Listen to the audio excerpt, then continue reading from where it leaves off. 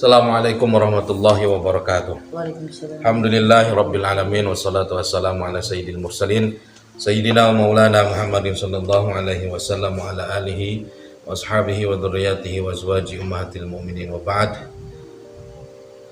Pemirsa, viewer Reno Arawi YouTube channel yang dirahmati Allah Subhanahu wa taala, sebelum kita melanjutkan ngaji bareng kita, mari sama-sama kita berdoa untuk orang tua kita, para guru-guru kita, saudara-saudara kita, dan khusus pada Al-Imam Al-Ghazali, penulis buku ini ya, Lahadatin Nabil Mustafa Muhammadin sallallahu alaihi wasallam, ikhwani minal anbiya wal mursalin wasyuhada was-shalihin wa jami'il malaikatil muqarrabin, min khususan ila Al-Imam Abi Hamid Muhammad Al-Ghazali wa ila masyayikhihi wa dzurriyyatihi. Al-Fatihah. A'udzu billahi minasyaitonir rajim. Bismillahirrahmanirrahim. Alhamdulillahi rabbil alamin arrahmanir rahim maliki yaumiddin.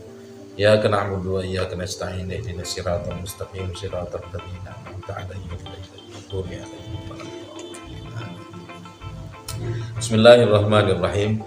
Wa qala Fathul Musili, dan Syekh Fathul Musili berkata bahwa alaisal maridu idza muni'at ta'amu wasyarabu wad-dawa'u yamut. Apakah kalau seandainya seorang yang sakit itu dilarang untuk makan, minum, dan meminum obat, itu akan mati, kata. Kira-kira mati atau tidak? Qalu nah, maka orang-orang mengatakan ya jelas pasti. Orang yang sakit tetapi dilarang untuk makan, untuk minum obat, secara logika insya Allah akan mati. Walaupun mati atau tidak orang itu ada di tangan Allah Subhanahu wa ta'ala. Tetapi saat segala sesuatu yang melawan sunnatullah itu akan mati.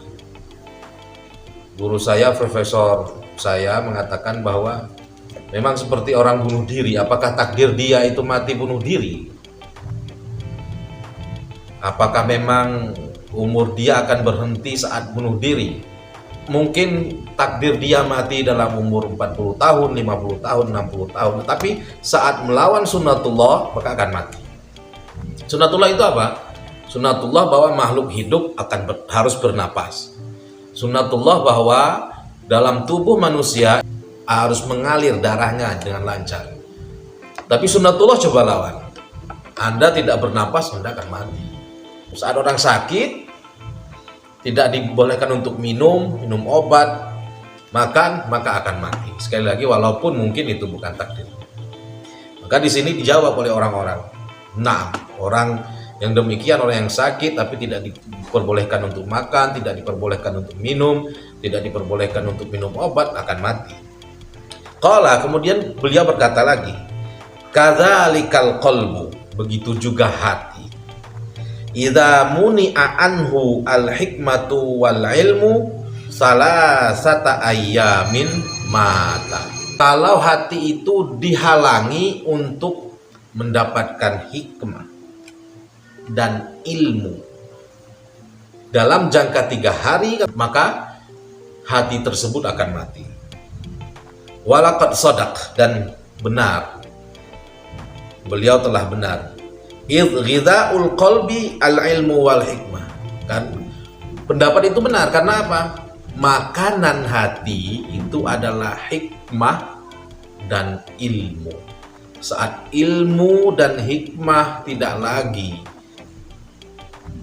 mendekati, memasuki hati, maka hati akan terjadi. Lah, memang hati bisa mati ya, bisa. Maksudnya mati hati di sini, hati sudah tidak bisa lagi merasakan nikmat Allah, sudah tidak bisa lagi merasakan ajaran-ajaran Allah. Hati sudah tidak lagi mendorong orang untuk berbuat baik. Hati tidak lagi mendorong orang untuk berbuat segala sesuatu yang bermanfaat untuk sesama. Seperti itu. Wabihima hayatuhu, dengan hikmah, dengan keduanya yaitu hikmah dan ilmu, hati akan hidup, kata beliau. Luar biasa. Kama anna ghidha'al jasad, sebagaimana bahwa sesungguhnya makanan anggota tubuh kita ini adalah at-ta'amu wasyarab, makanan dan minuman. Dengan itu jasad kita akan hidup. Sekali lagi, kalau seandainya jasad kita dihalangi untuk makan dan minum, maka akan mati. Wa man faqadal ilmu fa qalbuhu maridun wa mautuhu lazim. Barang siapa yang sudah kehilangan ilmu pada dirinya, orang yang sudah berhenti untuk menuntut ilmu, dalam hal ini menuntut ilmu dari segala macam media ya, segala macam penjuru, tidak harus di sekolahan, tidak harus di bangku sekolah, tidak harus di meja kuliah dan sebagainya. Ilmu bisa dituntut di mana saja, kepada siapa saja, dan dari apa saja. Saat seseorang sudah hilang ilmu dalam hidupnya, maka hatinya akan sakit dan kematian hatinya itu hampir pasti terjadi. Maka jangan sampai kita, sahabat sekalian, untuk berhenti untuk belajar, berhenti untuk menuntut ilmu. Walaisa yash'uru bihi, tapi sudah tidak bisa merasakan lagi. Lianna syawaghilad dunya abtalat ihsasuh. Karena apa? Karena kesibukan duniawi ini sudah menyibukkan dirinya sehingga panca inderanya hampir tidak merasakan apa-apa. Begitu, hati sudah tidak lagi disirami dengan ilmu, hati tidak lagi diberikan dengan ilmu, maka saat itu hati mati sehingga tidak bisa merasakan lagi. Dia tidak merasakan apa-apa. Lihat teman-teman kita, waliyadzubillah, kita berlindung pada Allah dan kita berlindung pada Allah untuk diri kita sendiri. Berbuat maksiat biasa saja, minum minuman keras biasa saja, main judi, nomor, togel dan sebagainya biasa saja. Hatinya sudah mati. Karena apa? Jauh dari ilmu. Dan mudah-mudahan Allah Subhanahu wa Ta'ala memberi hidayah sahabat-sahabat kita, teman-teman kita, tetangga-tetangga kita, agar tetap berada di jalan Allah Subhanahu wa Ta'ala. Asalnya adalah hati. Maka apa? Al-qalbu yusamma bil qalbi litaqallubi.